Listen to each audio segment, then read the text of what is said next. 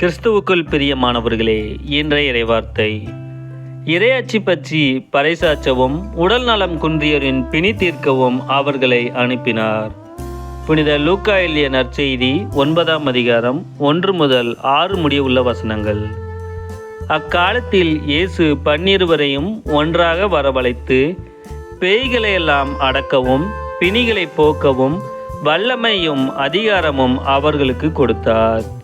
இறையாட்சி பற்றி பறைசாற்றவும் உடல் நலம் குன்றியோரின் பிணி தீர்க்கவும் அவர்களை அனுப்பினார்.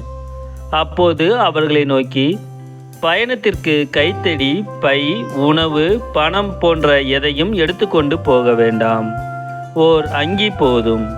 நீங்கள் எந்த வீட்டிற்குள் சென்றாலும் அங்கேயே தங்கியிருங்கள். அங்கிருந்தே புறப்படுங்கள். உங்களை ஏற்றுக்கொள்ளாதவர்களுடைய நகரை விட்டு புறப்படும் போது உங்கள் கால்களில் படிந்துள்ள தூசியை உதறிவிடுங்கள். இதுவே அவர்களுக்கு எதிரான சான்றாகும் என்றார்.